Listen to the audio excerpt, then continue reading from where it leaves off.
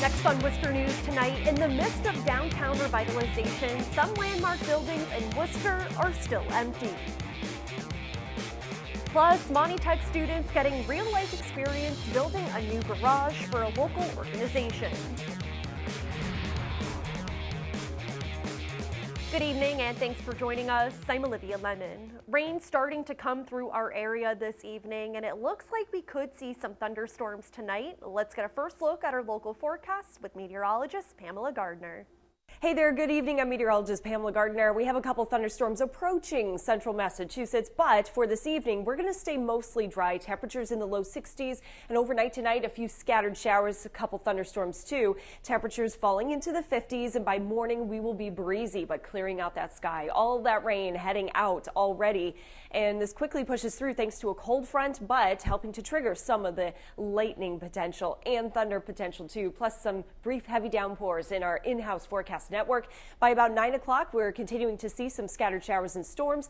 Sub-severe, though. All of the energy for severe storms back to our west. So anything that moves our way doesn't look to be severe. Some downpours, some rumbles of thunder may wake you up overnight tonight as our last little bit of rain pushes through. And then early Friday, there's the clearing sky. In our forecast the next couple of days here, we're tracking more waves of rain. A breezy, comfy day for Friday, but those waves of rain for the weekend means that it's not going to be a washout for Memorial Day weekend, but we'll have to time in some of the showers. I'll show you the timing in just a bit. All right, thank you, Pamela. Many describe downtown Worcester as being in the middle of a renaissance, but there are some historic buildings near Main Street still vacant. Plans for a future school were recently dropped, but developers are confident the buildings will be put to good use. Our Chandler Walsh joins us now to explain. Chandler. Olivia, the city says in a handful of years, Lincoln Square could be much different with renovations to 3 iconic buildings. The owners of the former Boys Club behind me are now without a tenant, but are optimistic about finding the right one. The former Lincoln Square Boys Club reminds Joni Conan of her dad. He studied there when it was part of a vocational school. Which room was he in? What kind of saw did he use? Because he was doing carpentry, studying carpentry, and what did he make? The building is owned by Wind Companies. It was set to house Summit Academy, a school for children with autism, but plans changed. We were in final lease negotiations when they came to us and said they needed more time. And we admire their work and their mission.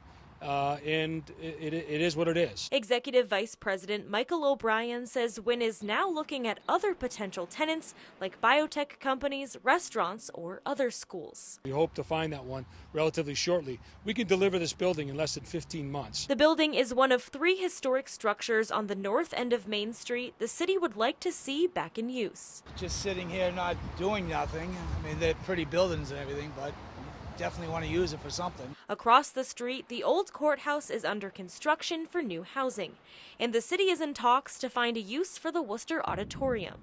O'Brien says the former Boys Club needs about $13 million in renovations, but the location is ideal. You think about Lincoln Square, it's all roads lead to and from. It's one of the most highly traveled areas of Worcester. And that's a grand, prominent location. Preserve these buildings because the exterior and the looks and the patterns of everything that's in there is so special that you don't even see this anymore. O'Brien says Wynn isn't closing the door on Summit Academy and say if they're ready before a new tenant is chosen, they'd be happy to work with them. Worcester's Chief Development Officer says the city is hoping to make an announcement about a future use for the Worcester Auditorium soon. Live in Worcester, Chandler Walsh, Worcester News Tonight. A new timeline shows what drivers and pedestrians can expect over the course of the Kelley Square construction project. MassDOT presented their 13-month plan at a meeting Wednesday night. They say pedestrians, bicycles, and vehicles will still have access to Kelley Square during construction, but there will be detours or short periods on some nights and weekends.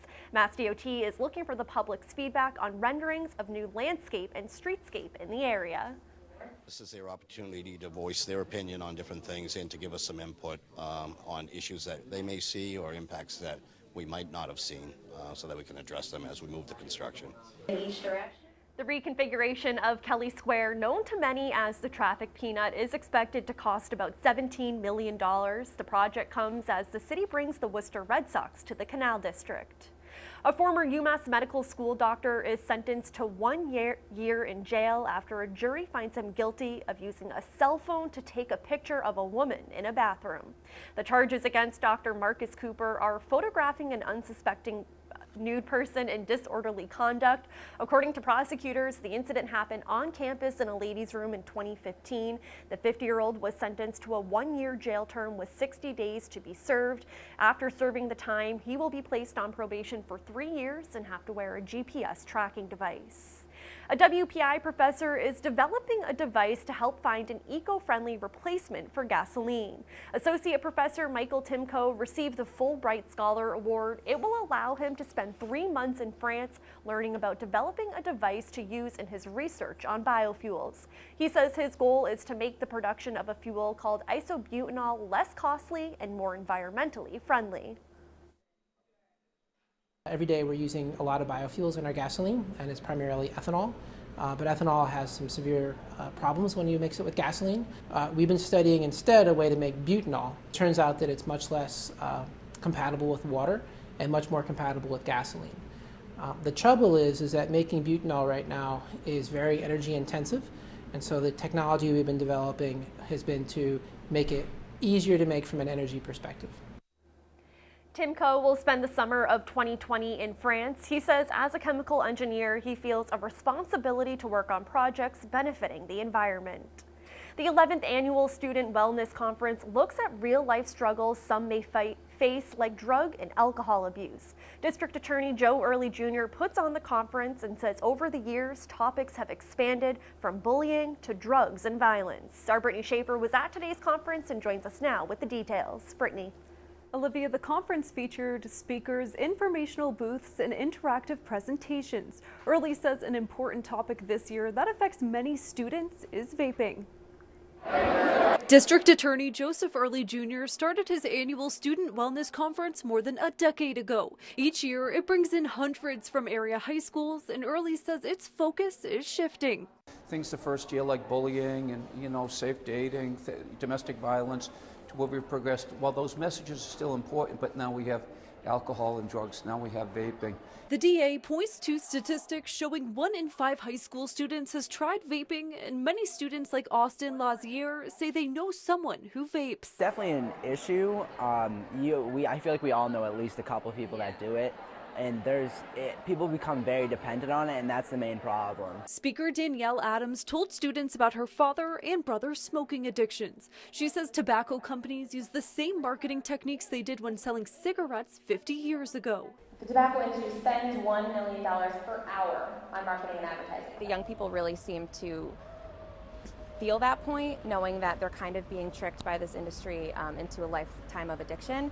And it's really the same thing that's happening with a different product. Student leaders say they learned valuable lessons Thursday. They look forward to teaching their fellow classmates. There's underlying issues with our brain and issues with ourselves that cause us, and not only that, but companies know how to get to specifically teenagers because we have such malleable minds. Finding ways to help people get help. Like, they need to know that there is help out there once you get into poor situations like this. Whenever I find someone that's involved in vaping and involved in alcohol, I want to be that advocate. The conference was held at Worcester State University. Early says the event fills to capacity every year. Brittany Schaefer, Worcester News Tonight. A successful clinical trial for a startup with Worcester ties. Their 7-week study looked at patients with a genetic disorder related to the buildup of fatty material in arteries. The company conducting the study had positive results in its first clinical trial. HDL Therapeutics is based out of Florida, but is working in an incubator space in Worcester. The study looked at developing a therapy using a patient's own blood plasma and enriching it to help the body remove fatty material. It shows that in patients with homozygous FH that we are able to set the clock back on the disease, and this is truly the first disease-modifying therapy. And what we are basically showing is that we have been able to eliminate the gunk, all that gooey lipids in their coronary arteries and the damage done to date. No therapy that's currently on the market or under development have been able to do anything like this. The company says the goal for the future is to use this new therapy on anyone who may need it, not just people with heart disease. Getting real-life experience, students from Monty Tech are building a garage for a nonprofit in Princeton. They've spent the past several months building the structure from almost the ground up and say it's nice to help a program who helps others. Our Gretchen LaRosa joins us now with the story. Gretchen. Olivia, NEADS is a nonprofit organization that raises and trains service dogs and pairs them with people with disabilities. They say transportation is crucial. Now Monty Tech is helping out. Students from Monty Tech are building a carriage house for NEADS in Princeton. The organization trains more than 70 dogs at a time and wants a place to store their vehicles and supplies. Everyone loves dogs, so I mean, I'm not gonna lie, that's why we love working here. The students are building a facility for 2 trainer vehicles and almost 12,000 pounds of dog food. The garage-like structure will protect vehicles from weather. I can come back like 15 years from now and say, hey, I did that. NEADS first began its partnership with the school's junior ROTC program years ago. The students volunteer on the nonprofit's campus and raise funds for its programs. We do a number of placements with veterans every year. It seemed like a natural partnership for us to work with them. The Carriage House will be named after Army Captain Christopher Sullivan. He was a Princeton resident who died while serving in Iraq in 2005. It's very heartwarming. And I did share with the students at the beginning of the project back in September, October, the background for what we were doing and why. There are junior ROTC students working on this job, and their teacher says knowing their work honors a fallen veteran means a lot to them. They felt it. They felt it, you could tell. So not only with the work that they were doing to learn their trade, but they knew it was going even further to help other people. Their project is expected to be completed in the next few weeks. There will be a dedication ceremony with Captain Sullivan's family at NEADS campus on June 10th. In Worcester, Gretchen LaRosa, Worcester News Tonight.